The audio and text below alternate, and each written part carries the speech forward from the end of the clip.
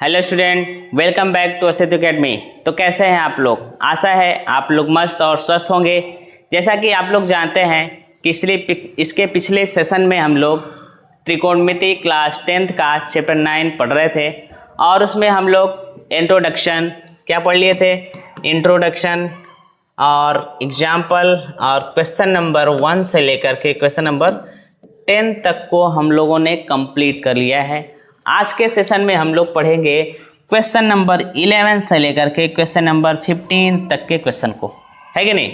तो चलिए बिना देरी के हुए शुरू करते हैं आज का ये क्वेश्चन प्रैक्टिस सेशन। देखते हैं हम लोग का आज के सेशन का पहला क्वेश्चन क्या है। आज के सेशन का पहला क्वेश्चन है कि एक नहर के एक तट पर, क्या लिखा हुआ है कि एक नहर के एक तट पर एक टावर ऊर्ध्वाधर खड़ा है। टावर के ठीक सामने दूसरे तट के एक अन्य बिंदु से टावर के शिखर का उन्नयन कोण 60 अंश है। टावर के शिखर का उन्नयन कोण कितना है? 60 अंश है। इसी तट पर इस बिंदु से 20 मीटर दूर, क्या है? 20 मीटर दूर और एक बिंदु को मीनार के पाद बिंदु से मिलाने वाली रेखा पर स्थित एक अन्य बिंदु से टावर के शिखर का उन्नयन कोण 30 अंश है। टावर की ऊंचाई और नहर की चौड़ाई ज्ञात कीजिए। इतना क्वेश्चन दिया हुआ है। इस क्वेश्चन को हम लोग सॉल्व करते हैं और देखते हैं। तो जैसा कि हमने बताया था इसके पहले सेशन में कि अगर क्वेश्चन ऐसा आ जाता है तो सबसे पहले हम लोग क्या करते हैं? फिगर बनाते हैं। जैसे एक टावर बना देते हैं। यहाँ पे क्या करते हैं? यहाँ पे आते हैं और एक टावर बना देते हैं। ये हमारा टावर रहा, ठीक है। और कह रहा है ऊर्ध्वाधर खड़ा है। टावर के ठीक सामने दूसरे एक तट से, है कि नहीं? टावर के ठीक सामने मान जाते हैं यहाँ पे कोई बिंदु है, या ऐसे ले लेते हैं कोई ये बिंदु है, ठीक है। ये कोई बिंदु है और इस बिंदु से टावर के शिखर का उन्नयन कोण, है कि नहीं? तो टावर के शिखर का उन्नयन कोण मतलब यहाँ से ऊपर देख रहा होगा, है कि नहीं? यहाँ से ऊपर की तरफ। तो यहाँ से शिखर का उन्नयन कोण कितना हो रहा है? 60 अंश हो रहा है। तो यहाँ से यहाँ तक को मिला दें, ठीक है। क्या हो रहा है? ये शिखर का उन्नयन कोण 60 अंश है। क्लियर है? एक नहर के तट पर, ठीक है, 60 अंश है। इस तट पर इस बिंदु से 20 मीटर दूर, इसी तट पर इस बिंदु से 20 मीटर दूर,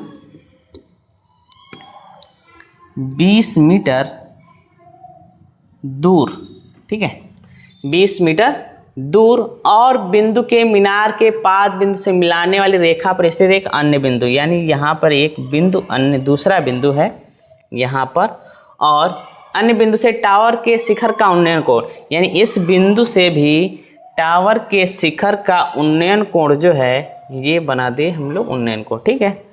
टावर के शिखर का उन्नयन कोण कितना हो जा रहा है? 30 अंश हो जा रहा है। ये 30 अंश, ठीक है, 30 अंश हो जा रहा है। तो टावर की ऊंचाई ज्ञात कीजिए और नहर की चौड़ाई ज्ञात कीजिए। तो मान लेते हैं हम लोग ये टावर था ए बी, ठीक है, ये टावर था ए बी। यहाँ पे कोई बिंदु सी है जिससे इसका शिखर का उन्नयन कोण कितना है? 60 अंश है। यहाँ पे कोई बिंदु ले लेते हैं हम लोग डी, जिससे शिखर का उन्नयन कोण कितना है?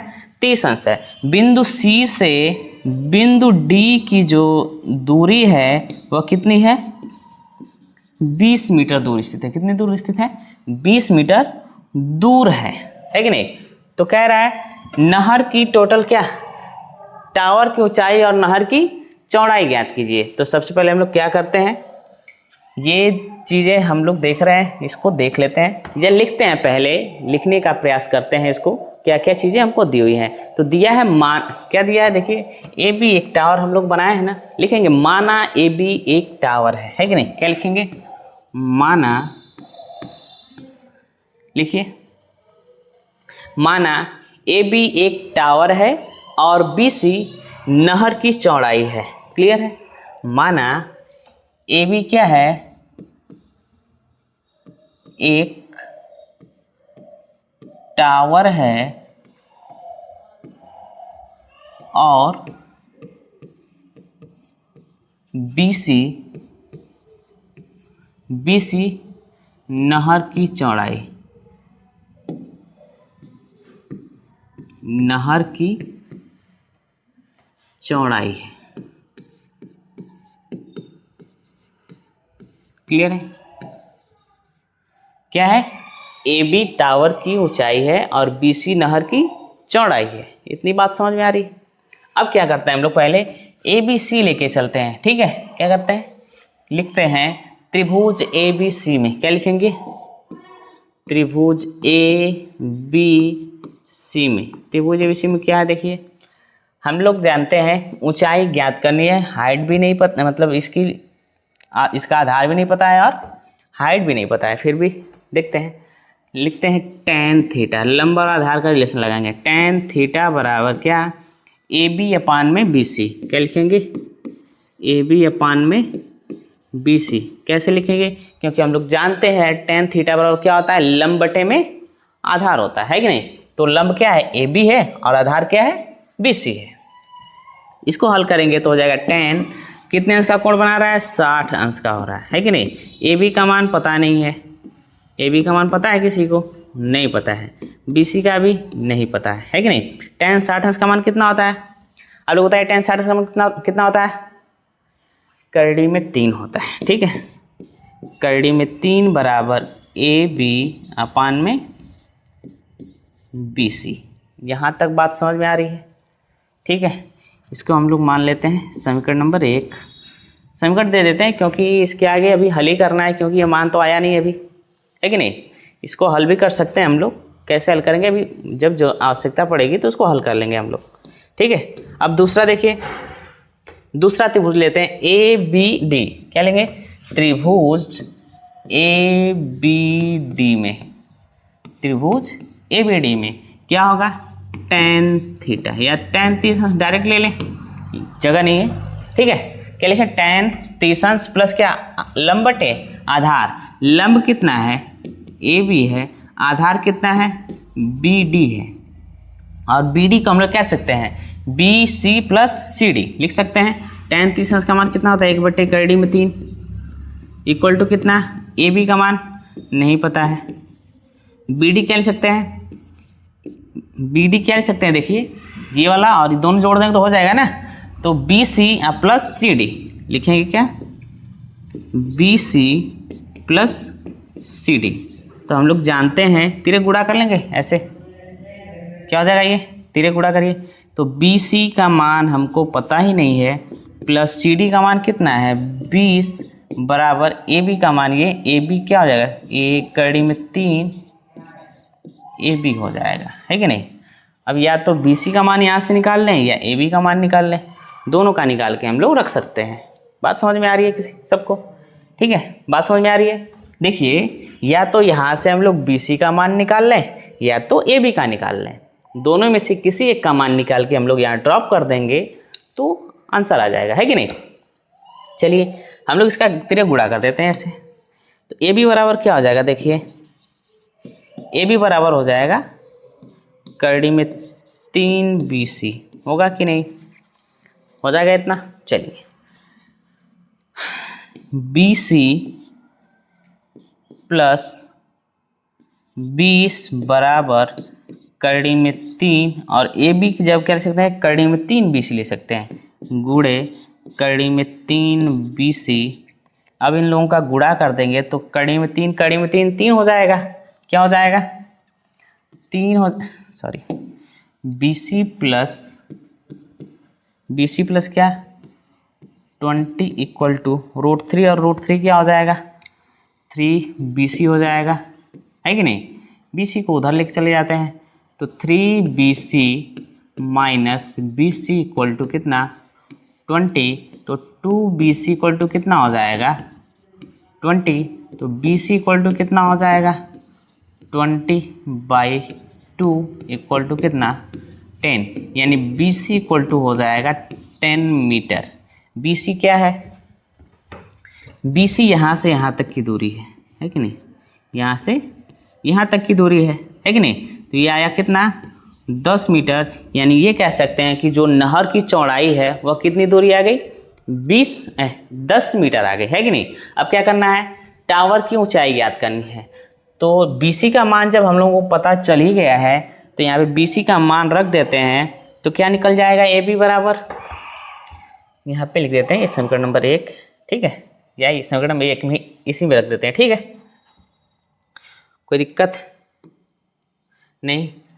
लिखिए, हल कर लीजिएगा। यहाँ पे मैं लिख दे रहा हूँ कि BC का मान समीकरण 1 में रखने पर क्या लिख रहे हैं, BC का मान समीकरण 1 में रखने पर क्या आ जाएगा, करड़ी में 3 इक्वल टू कितना, AB अपान में BC, कितना, AB अपान में BC, BC का मान रख देंगे हम लोग 10, तो बराबर AB अपान में कितना 10, तो AB बराबर कितना निकल के आ जाएगा, 10 करड़ी में 3 मीटर, यानी जो टावर की ऊंचाई है वह 10 करड़ी में 3 मीटर हो जाएगी।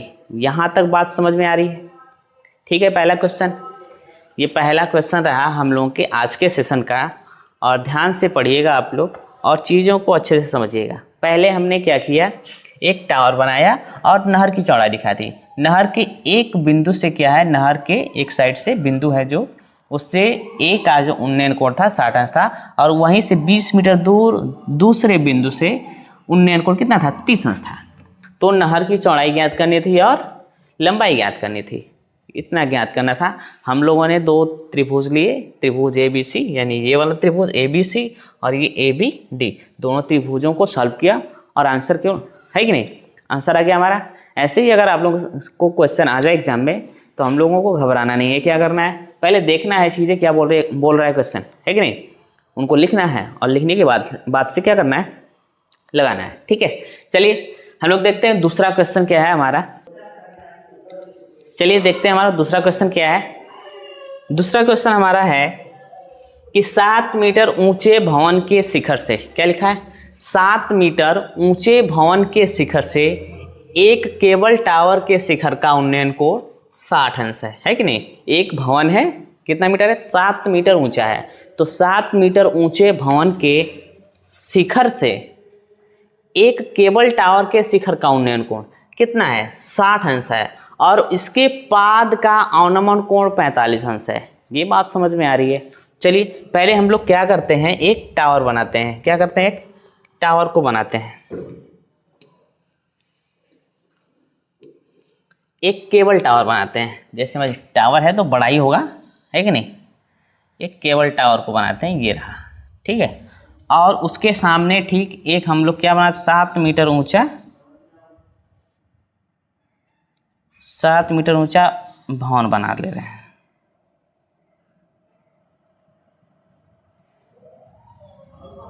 ठीक है।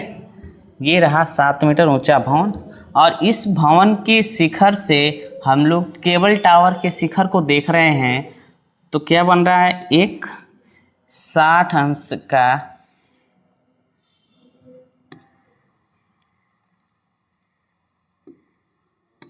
उन्नयन कोण बन रहे हैं। इसके शिखर से हम लोग क्या कर रहे हैं, इसके शिखर को देख रहे हैं, तो इनके बीच कितने अंश का कोण बना है, 60 अंश का। और इसके मतलब यहीं से हम लोग क्या कर रहे हैं, इसके पाद बिंदु को देख रहे हैं, तो उनके बीच जो कोण बन रहा है या अवनमन कोण जो बन रहा है वो कितना बन रहा है, 45 अंश का बन रहा है कि नहीं। चलिए इतनी बात समझिए। यहाँ पे देखिए, ये हमारा क्या था, ये हमारा भवन था जिसकी हाइट थी 7 सेंटीमीटर, है कि नहीं, 7 सेंटीमीटर थी, है कि नहीं। ये केबल टावर है, और यहीं से के मतलब भवन के शिखर से केबल टावर के शिखर को देख रहे हैं, तो 60 अंश का कोण बना रहा है, और केबल टावर के पाद को देख रहे हैं तो 45 अंश का कोण बना रहा है कि नहीं। ये दोनों चीज़ें बन रही हैं, यहाँ तक क्लियर है, ठीक है। तो इसका नाम दे देते हैं, जैसे नाम दे दें, ठीक है, इसको नाम दे देते हैं ए, ठीक है, क्या दे दें, ए नाम दे देते हैं, इसको बी नाम दे देते हैं, ठीक है, इसको सी नाम दे देते हैं, और इसको डी और इसको ई नाम देते हैं, डी और इसको नाम दे देते हैं ई। बात समझ में आ रही है यहाँ तक, और कोई दिक्कत नहीं। चलिए एक बात और देखिएगा ये देखिए एक आकृति बन रही है, आप लोग 9th में पढ़ रहे होंगे, जब जेड आकार की आकृति बनती है तब ये वाला जो कोण था वही कोण ये भी होगा, तो ये कितने अंश का बनेगा, 45 अंश का बनेगा, है कि नहीं। और ये 90 अंश का कोण बन रहा होगा, है कि नहीं, बन रहा है। ठीक है, इतना समझ में आ गया। तो टावर की ऊंचाई ज्ञात कीजिए।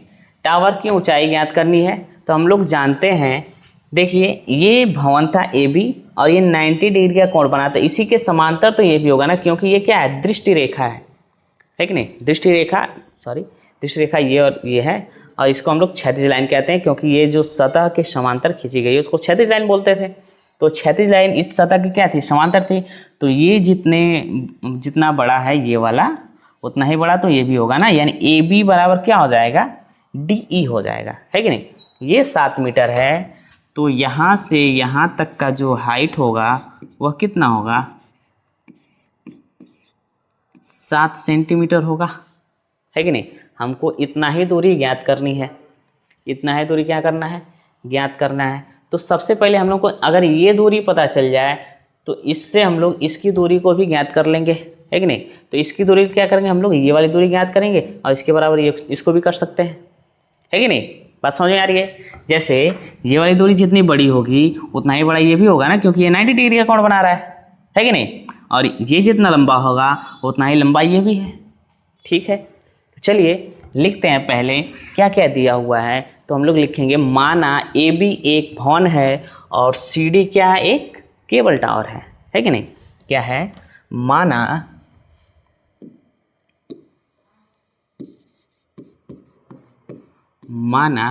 क्या, ए बी एक भवन है, क्या है, ए बी एक भवन है और क्या, सी डी एक केबल टावर है, केबल टावर है। ठीक है, तब त्रिभुज ए बी सी में क्या, त्रिभुज ए बी डी में लिखेंगे, त्रिभुज ए बी डी में। ठीक है, लंब दिया हुआ है, आधार ज्ञात करना है, लंब दिया हुआ है, आधार ज्ञात करना है। तो हम लोग क्या करेंगे, tan थीटा लगाएंगे। तो tan थीटा बराबर ए बी अपान में बी डी। तो tan 45 अंश बराबर क्या हो जाएगा, ए बी का मान पता है 7 मीटर, बी डी का मान हमको क्या करना है, ज्ञात करना है कि नहीं। तो tan 45 का मान कितना हो जाता है, 1 बराबर 7 बटे में बी डी, इसका इसमें गुणा, तो बी डी बराबर कितना हो जाएगा, 7 मीटर। यानी बी डी जो निकल के आया यहाँ से यहाँ तक जो निकल के आया वह कितना निकल के आया, 7 मीटर। अब ये जितना बड़ा है उतना बड़ा ये भी है, तो ये भी कितना हो जाएगा, 7 मीटर होगा, है कि नहीं। अब हम लोग लिखेंगे, या तो इसको ज्ञात कर लो, ये दोनों ज्ञात कर लो और इसको जोड़ दो तो आंसर आ जाएगा, और नहीं तो पूरा लेके चलते हैं, क्या करना है। ठीक है, तो हम लोग लिखेंगे त्रिभुज ए ई सी में, क्या लिखेंगे, त्रिभुज ए ई सी में। चलिए लिखते हैं,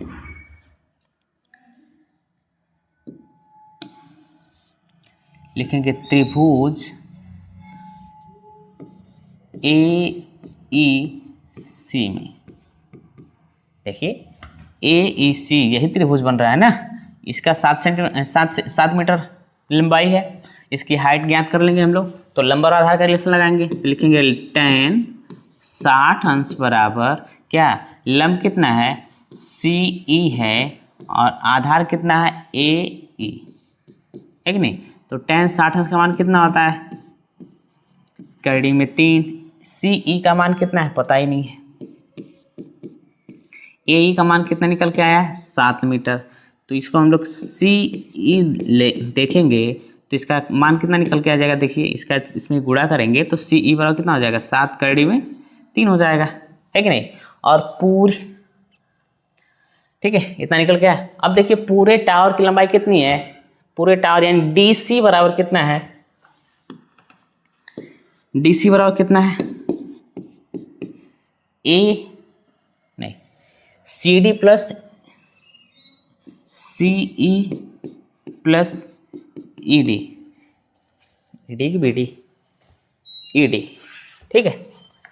तो डी सी बराबर सी कितना है 7 करड़ी में 3, ई डी कितना है 7, तो डी सी बराबर कितना हो जाएगा 7, अगर कॉमन ले लें तो करड़ी में 3 + 1 निकल के आएगा, ये आंसर हो जाएगा। यानी टावर की जो ऊंचाई है वो निकल के आ जाएगी 7 ब्रैकेट में √3 + 1, ये आप लोग नोट कर लीजिए, ठीक है।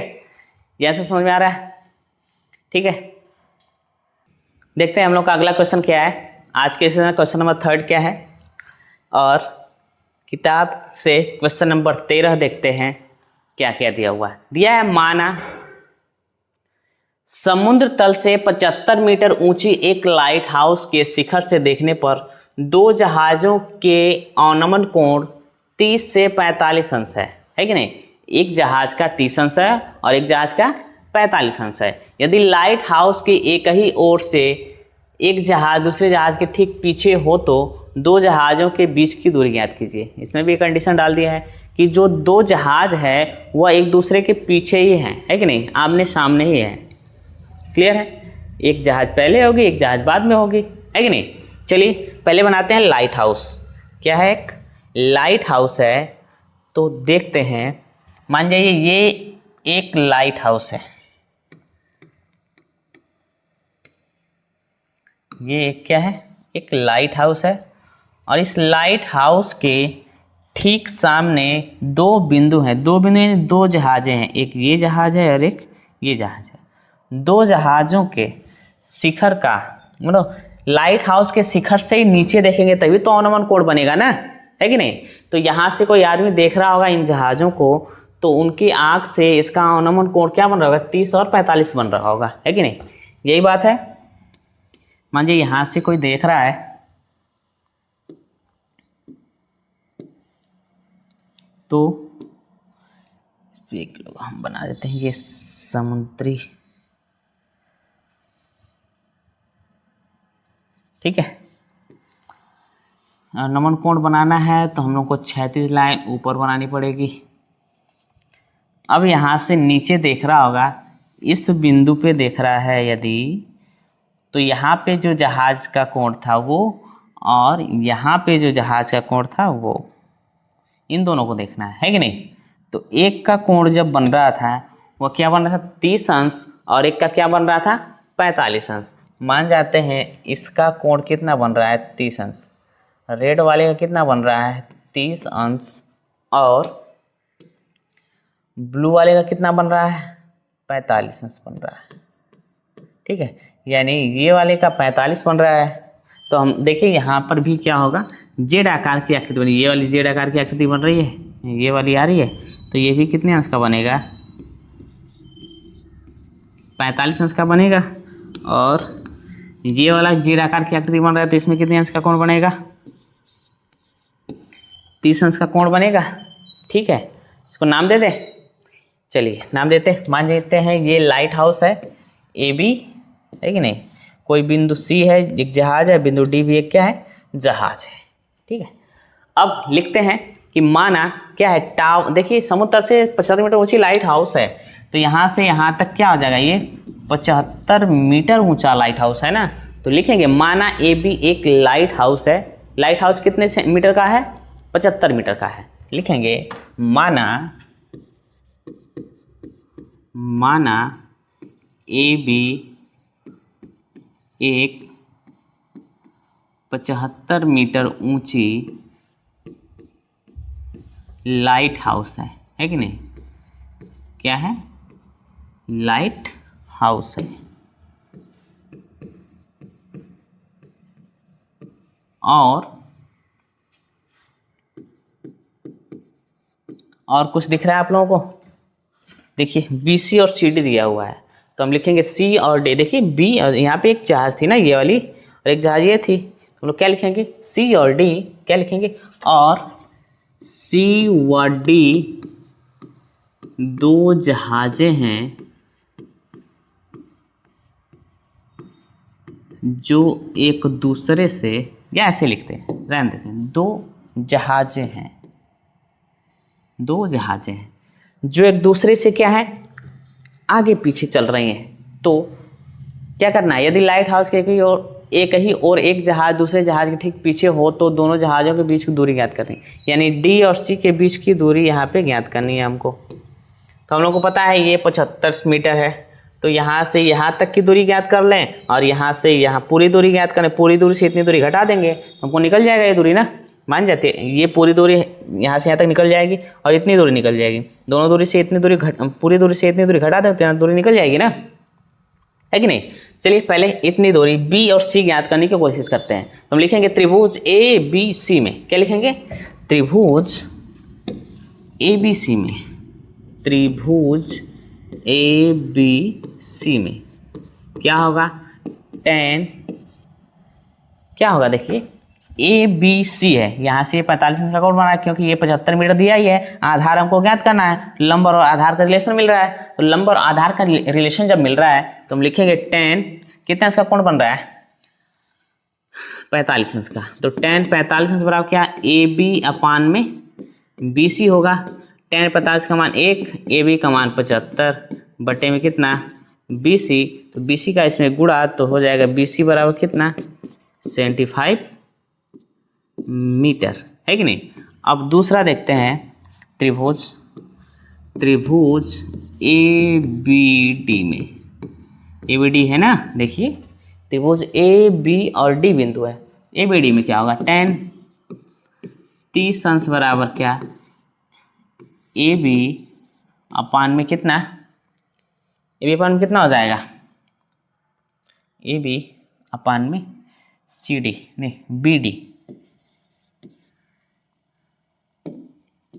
ए बी अपान में बी डी। तो tan 30 अंश का मान कितना होता है, 1/3 बराबर ए बी का मान दिया है 75 सेंटीमीटर और बी डी का मान हमको पता नहीं है कि नहीं। तो बी डी का मान पता नहीं है, बी डी बराबर क्या हो जाएगा, 75/3। अब क्या किया गया है, हम क्या बताए हैं, बड़ी दूरी से यानी बी और डी, हमको डी सी के मान चाहिए क्योंकि डी सी दो जहाजें हैं एक दूसरे के पीछे हैं, है कि नहीं। तो इतनी दूरी ज्ञात करनी है, तो पूरी दूरी से इतनी वाली दूरी घटा देंगे तो ये निकल जाएगा ना। तो हम लिखेंगे क्या, बी डी बराबर डी सी बराबर क्या हो जाएगा, बी डी माइनस क्या, बी सी। तो डी सी बराबर कितना हो जाएगा, बी डी कितना है 75/3 माइनस 75 दिया हुआ है। तो डी सी बराबर कितना हो जाएगा 75, अगर कॉमन ले लें तो बचेगा 3 माइनस 1, यानी डी सी का मान कितना आ गया 75/3। और यही है एक जहाज के दूसरे जहाज से दूरी, है कि नहीं। ठीक पीछे है तो जहाज़ों के बीच की दूरी डी सी थी, तो जहाज़ों के बीच की दूरी आ गई 75 ब्रैकेट में 3 - 1। ये क्वेश्चन